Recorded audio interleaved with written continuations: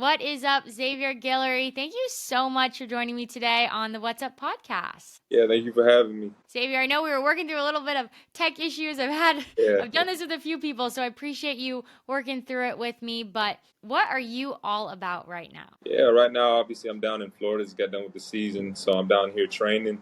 I'm gonna be out here for the next 2 months. But besides just training, I just been doing a lot of resting. I'm really far from home, so I'm on FaceTime calling my mom, calling my girlfriend. Just getting in my word. Every day, am I making sure that I'm staying on top of my routine and really just trying to focus on just improving on all aspects. And so just kind of just self growth right now. Well, that's a great answer, self Yeah. growth, and you're in a beautiful place in Yeah. Florida. What's the temp there right now? Yeah, it's been 70, 75 since I've been here. Like no really bad weather, so it's been awesome. From where I'm from, it's just Washington, so it's always rainy there, so it's always nice.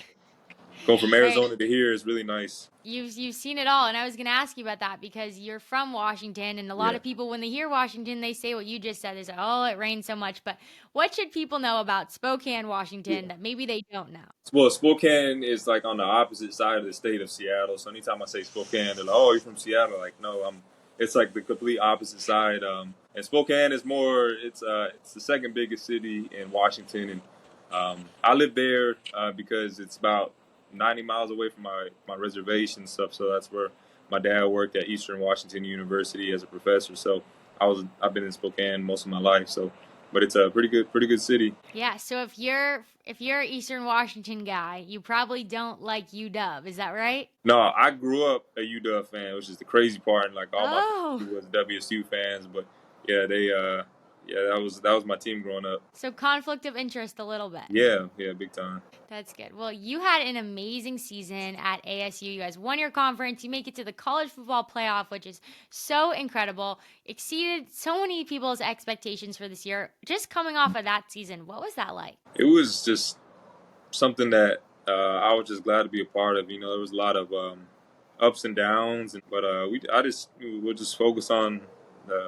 just getting better every single day. And the 2024 was just like a big year of growth for me individually and for a lot of guys on the team too. And I think that's why you saw so much success on the field with us and how we did during games. But it was just an awesome process to be a part of. Transfer from Idaho State, I had to take less catches and less targets than I had at my old school. So it was a little humbling, but I just had a role that I had to block a lot, and when the ball came to me, I had to make plays. But it was just fun to be a part of that team this year and going to work, able to win a championship.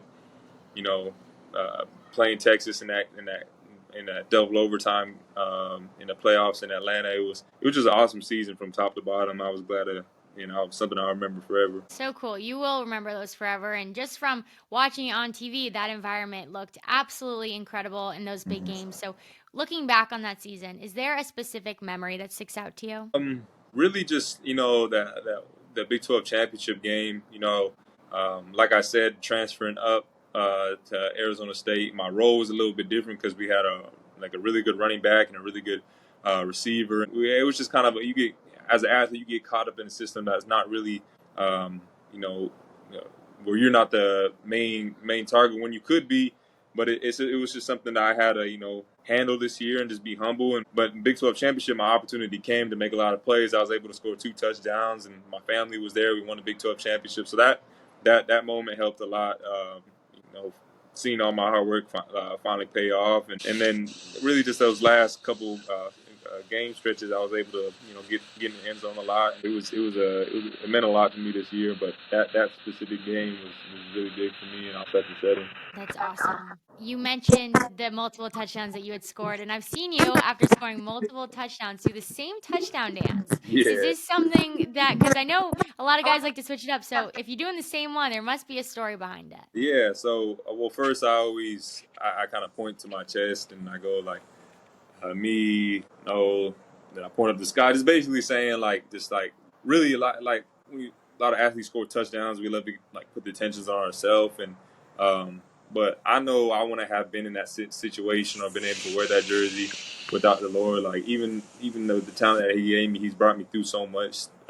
So I can't when I get in that position to score. Yeah, I individually, physically made the play, but that scenario and where He's brought me to, I want to have been there without Him. So I try to give glory to the Lord. But then I do my cultural celebration right after that with covering my face and the two feathers in the back. That's just kind of something that uh, my people back on my tribe, the Nez Perce Indian Reservation, they do. And that's just something I did when I first scored my touchdown as a Sun Devil. Teammates liked it.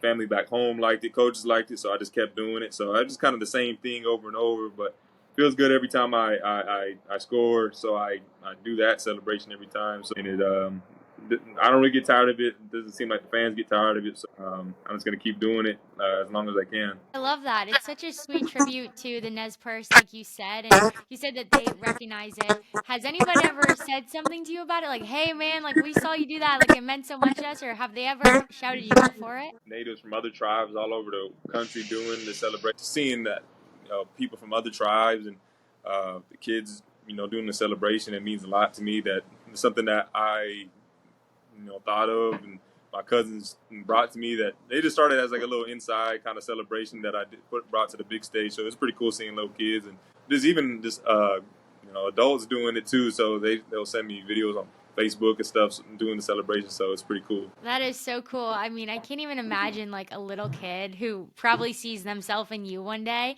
being Yeah. able to watch that on TV after you score. Like that has got to be the coolest moment. Yeah, it means a lot to me just being able to be in that position. So because I know I was a kid once looking up to other athletes and um, doing their celebrations in the backyard and stuff. So it's pretty cool being in that position now. Definitely. And I would love to just learn more about the Nez Perce people in that community. What should people know that probably they don't know? Yeah, we're a smaller tribe, only about 3,000 members.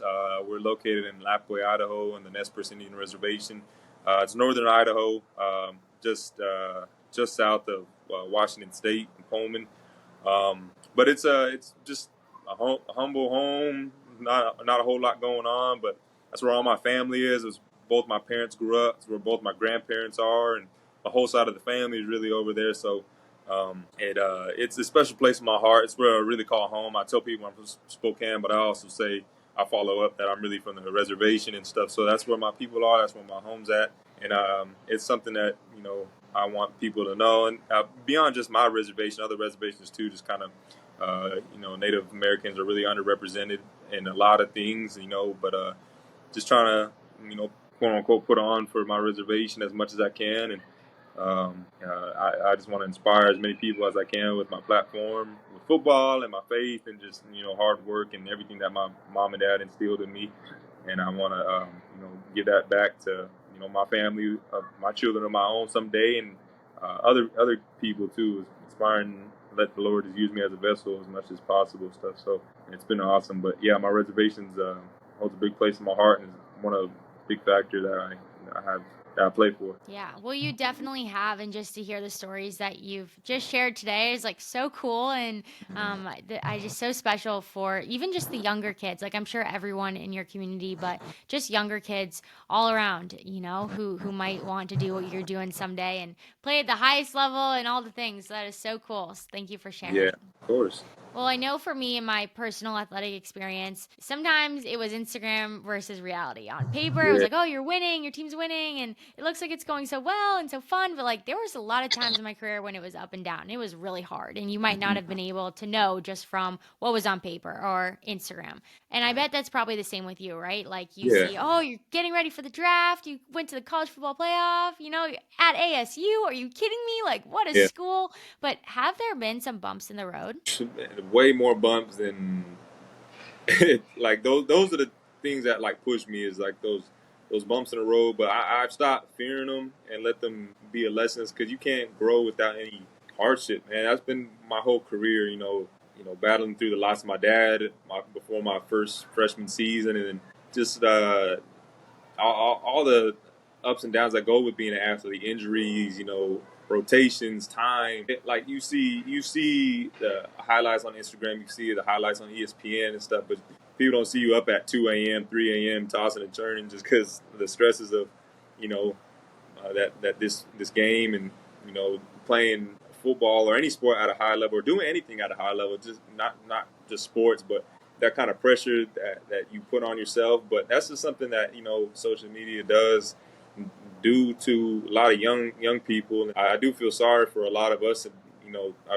I'm Gen Z, right? I'm not sure a whole lot with that stuff, but our generation, we're so focused on posting the best moments in our lives. But I feel like I do a good job of sharing the downs of my life too, because those are what make me, and I'm not afraid to share them. Even the embarrassing moments in my life, I let people know that because that's those things happen to me for a reason. I don't want it to act like it's just all been good. And yeah, there are some people that do have careers that you are envious of, but that's not realistic for the 99.9% of other people on this earth. So there's people out there that go through it to get to the top, and I feel like I'm one of them that has a different path and a harder path, but it's something I'm willing to take head on. But yeah, don't let social media fool you. It's difficult, but anything worth fighting for is going to be difficult.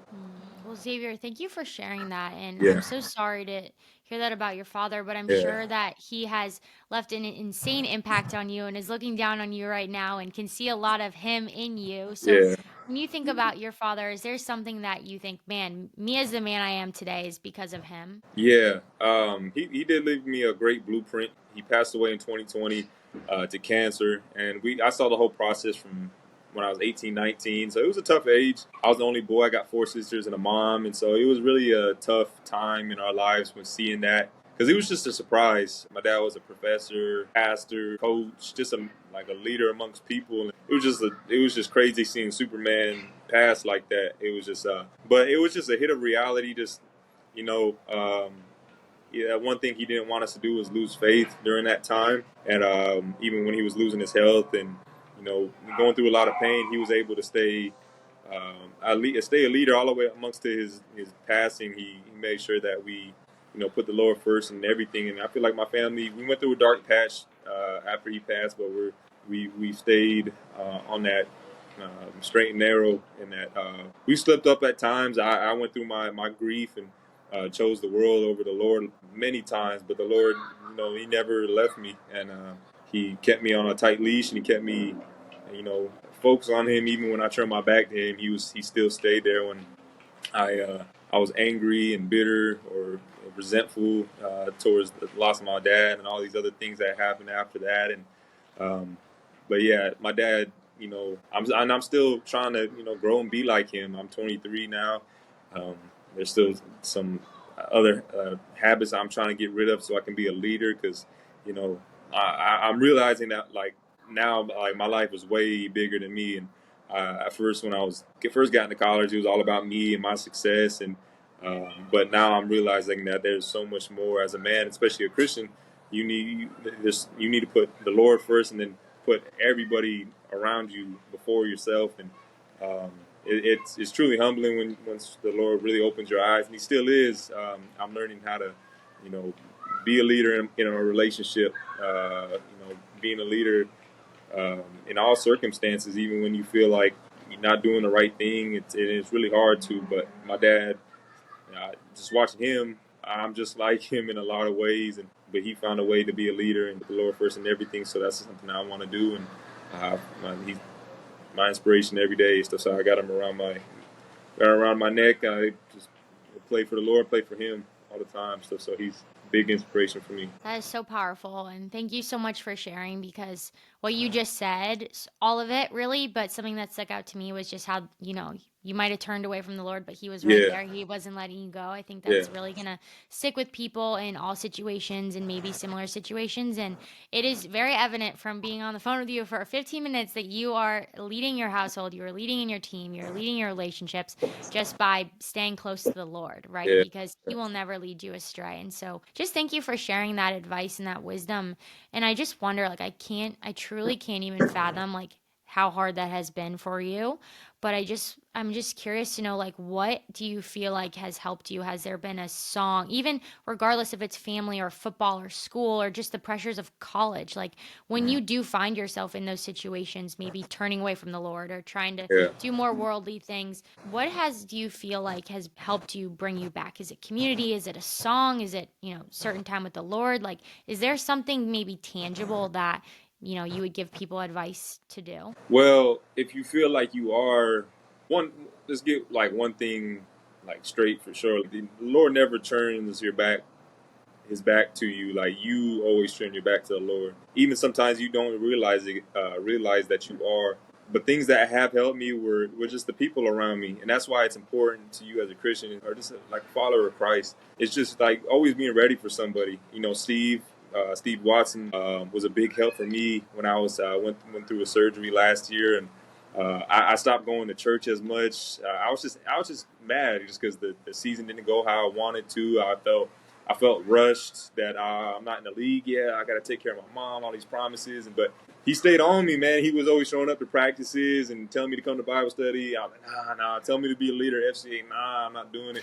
But he stayed on me. There's people like that, even my mom, other people, other Christians. So when you're following Christ, just being ready to have the right people around you, I guess. So if you're not, if you feel like your relationship's not, the strongest with the Lord, it's just being around the right people. And I think that's special. There hasn't been like a material thing you can turn to the world. You can always turn to the world like alcohol or weed or all these other things that like most people turn to, but like they having a good friend that sticks close to it, like a brother that can point you back to the right direction. So just having somebody to pick you up when you're down is really important, and being around the right people, even if you don't feel like it, to stay on them. If you're that person that's really close on fire with the Lord, and you recognize that in somebody, you don't have to be so, all, Joel Osteen or mega pastor preacher on them. Just be around them. Just ask them how they're doing. Be a friend. Take them out to lunch. Take them out to. That's what Steve was doing to me. Just like taking me out to lunch. Just giving me.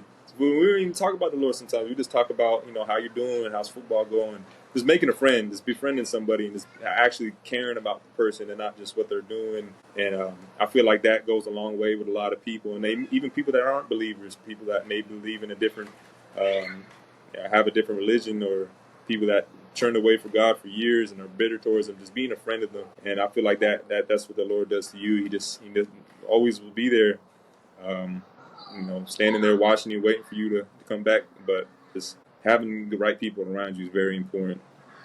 That's so cool, and I love to hear just that story of how Steve, the FCA leader, and what other title would he be for the football team? Just the team chaplain. Team chaplain. Yeah, team chaplain. Just how he like pursued you, right? And you just Yeah, said sometimes we even talk about football, and sometimes I love that too, is because like the hope is that people can see Jesus through you, right? yeah, Even if yeah, you don't say something to them about directly about it. And I think I just love how you explain that, because I think some people might look at you and see your Instagram or see like, I love Jesus, across your chest, or Jesus yeah, won, and they'll probably be like, oh, this guy like no problem. Like anybody would approach him about FCA or leading group, like, yeah, I'll do it. But like you're some wrestling with that, right? It's not oh always yeah, easy. Like there were times when I was like, oh, do I go to my, faith group tonight or whatever? So I just love your humility in that. And yeah, but now like now you're leading the group and you're involved yeah. in FCA at Arizona State. So what has that been like? Yeah, and it's been an awesome opportunity. But when you do step up into that role, it doesn't end like those. Like a lot of people may see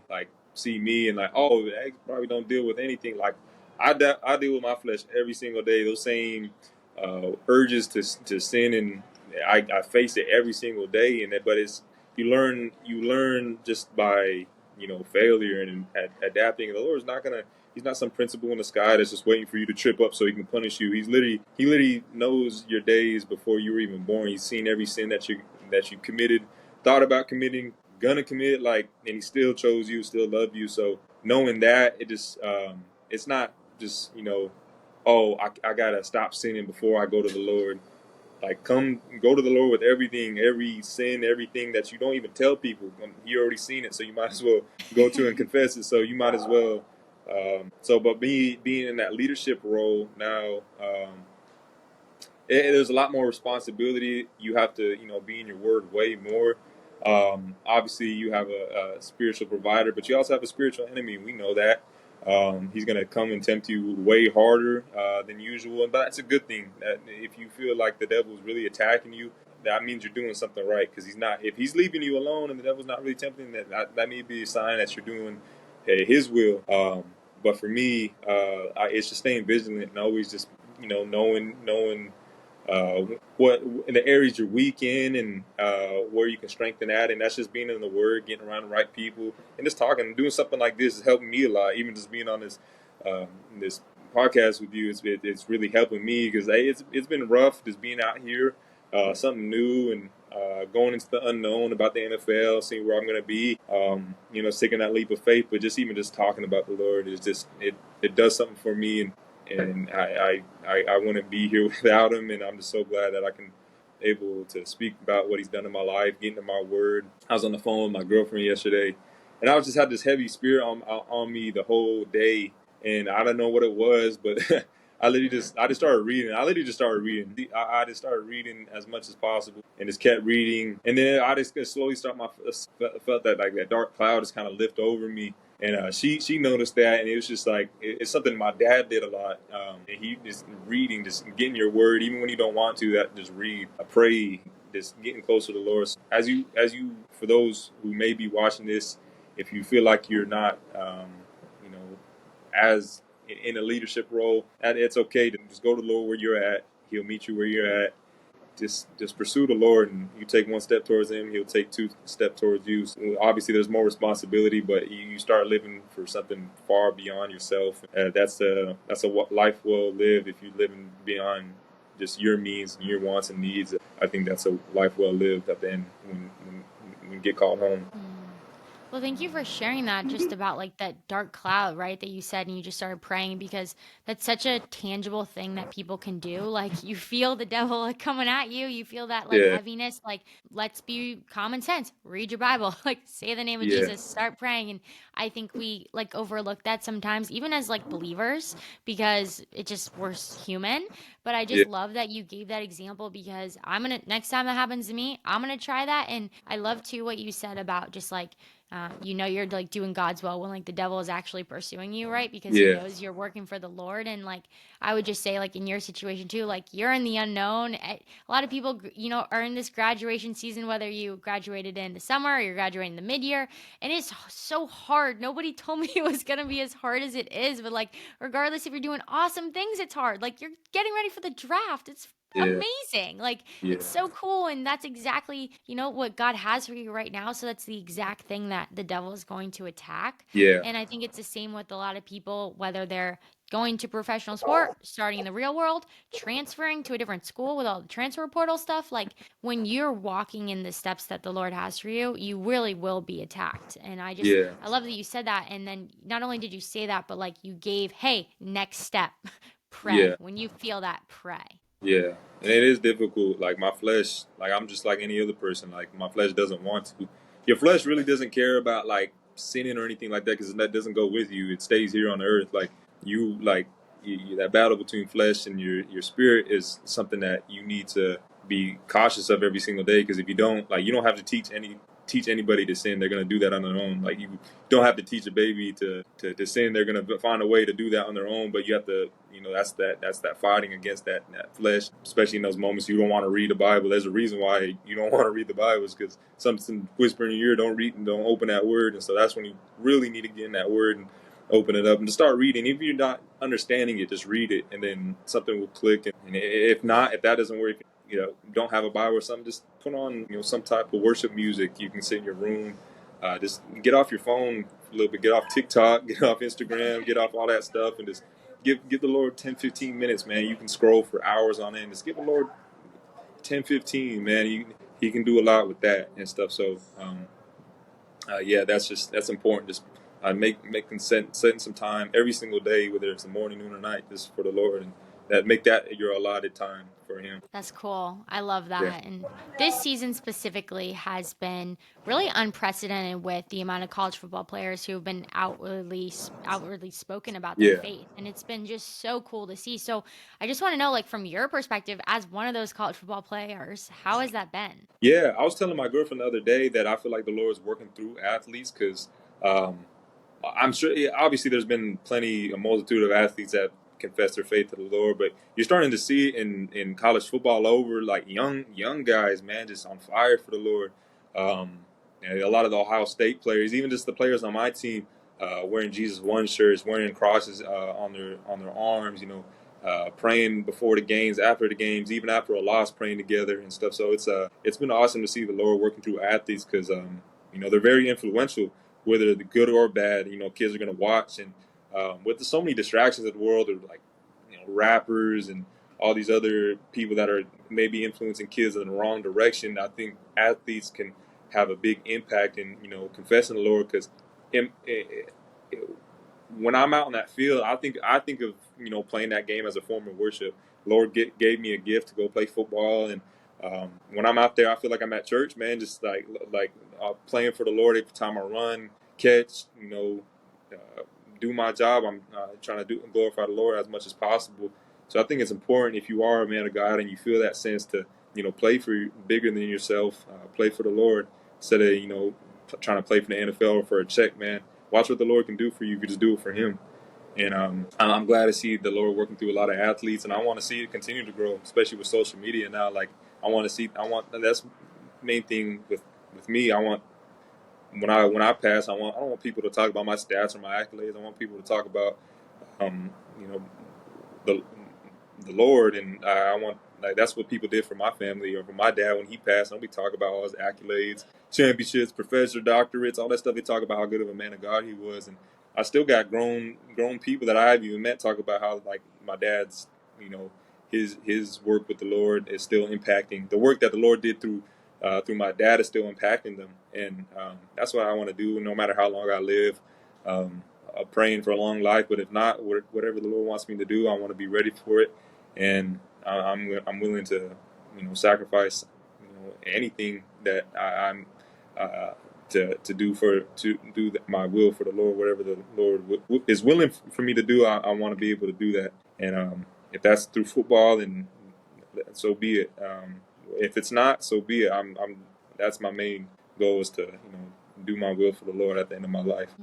That is so cool that you got to have that example of your dad and that people can say that about Yeah, him to you. And man, like that is so awesome. And you just the light that comes from you when you're talking about him, it shines. And when you yeah, said like when I play, it's my form of worship, like that's who I want to watch. Like I want to yeah. watch you play in like that form of worship, for you playing for not only your father but your heavenly father as Yeah. well in the Lord. And that is so cool, and I think that can help a lot of just football players specifically. Like, hey, Hmm. when I take the field, like, yeah, like I'm a believer and like I'm praying before, but like having that mindset of like who I'm playing for. Yeah. And regardless of whatever you do, I remember my grandmother told me one time, when I'm cleaning the house, I'm tired of Yeah. cleaning the house and I don't want to sweep the floor, but I'm going to sweep the floor like I'm doing it for the Lord. And it Yeah. goes for whatever you do. So I love that. Hmm.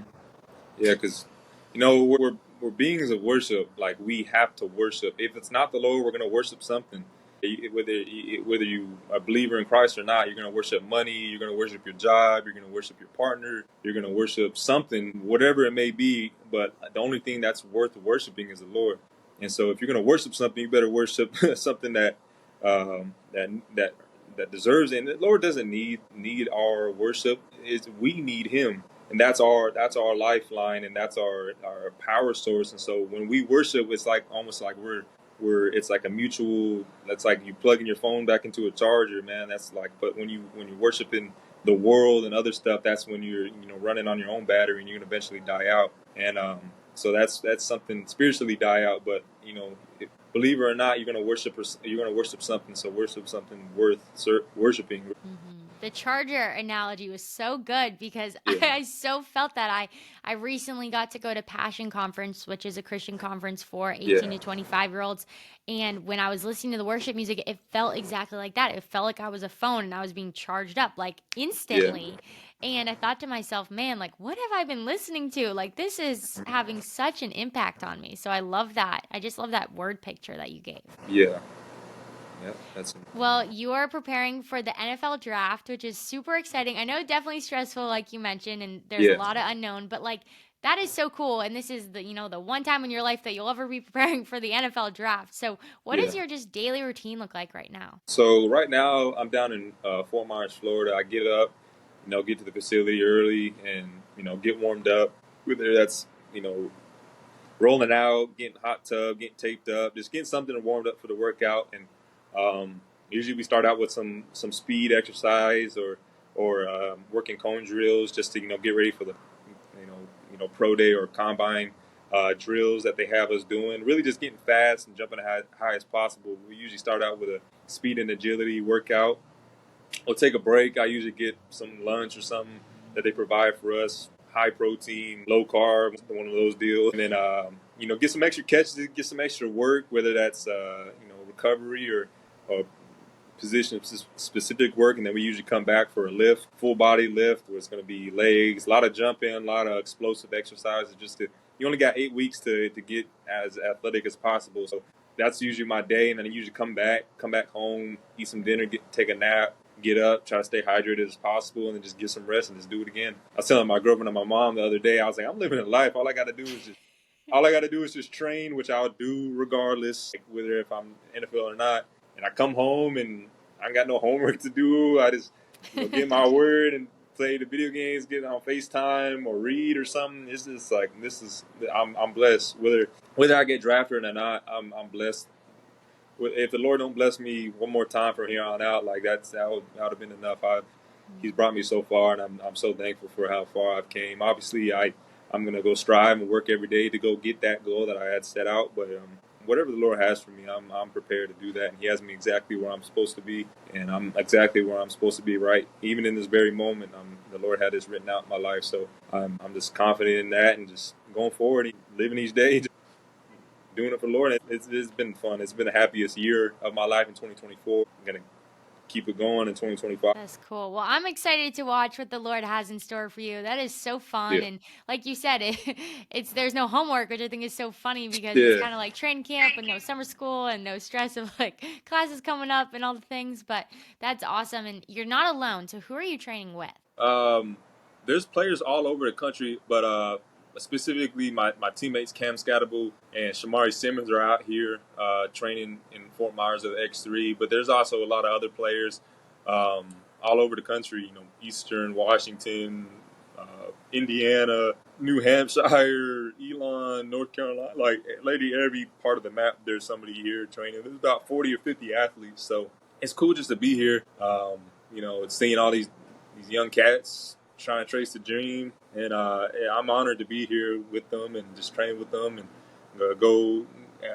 I pray every success for everybody, whatever happens in their lives. But um, it's been cool being out here, just being able just to compete and train with these guys, try to get as best in shape as possible. But we're all working for something. But I feel like my why is a little different. It's cool to be able to do it with a lot of different people, and those are relationships that you'll have forever now that you've been through those hard workouts with, right? In Yeah. this stressful time in your life, those relationships won't go away. So that is really special. But for the young kids out there who might want to prepare for the draft one day and they're watching you on TV and they're like, how did he make that catch? That was crazy. Or how did he get so fast? Is there something, a form of training, maybe it's a specific drill or some cross training super outside the box that you do that you feel like, man, this has really changed my game? Well, I feel like it's important to have a why first, why you do something, because the training required to get to, unless you're just unbelievably talented, there's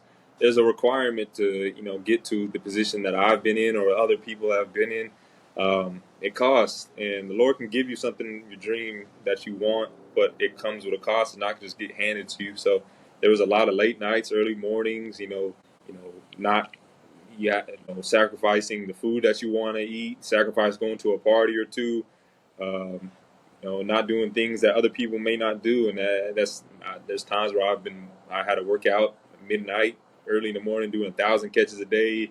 It's just been I got a bunch of stories that I could go on and on about to get to the point where I'm currently at, and I'm sure that's a story for a lot of other people too. There's a hard price to pay. I want to say there's any specific drills. You just getting around the right people, having a why that's going to motivate you to get out of bed every single day. Deny yourself and not be lazy and going out there and working working every single day, doing something to get better. And so for all those kids out there that want to go and achieve something that's really hard to do, there's a price to be paid, and you're gonna have to pay that. You're gonna pay now or pay later. So um, it's worth. But just enjoy the journey, whatever that may be. Get around the right people that are gonna push you. Get around people that are more athletic than you, that are better at something than you, because that's just gonna push you to get better. And that's what I did my whole life. I always got around people that were faster, bigger, better at that sport. But just having a heart that's willing to learn and copy what they do, not being jealous of them, but asking them how they got to that point, and just working every single day to get better at something and to fall in love with that, and you'll be okay, no matter what you do. Well, I'm going to have the best workout of my life after this because you just gave me the perfect pump up speech, the perfect Yeah, advice. So I hope other people take that because it is so true, everything you said. And just really thank you so much for taking the time to talk today. It has been of cool course. to see you from afar, just shine Jesus's light and be such a vessel for him, not only all of college football, but specifically for your team and your Yeah, family and all the people around you. So that is just so cool. It's been so nice to talk to you and hear your story. And I cannot wait to see how the Lord uses you, whether you're in the NFL, whether you're in Washington, whether you're in Arizona, like wherever you end up. I'm so excited to cheer you on. And yeah, it was so nice to meet you. yeah. Thank you for having me. This it helped a lot. Like I was excited to come do this. And training all day, just want to come chop it up about the Lord. Sometimes it's been good. So thank you a lot. So hopefully I can do this again sometime. Definitely. Well, thank you. So Yeah. good.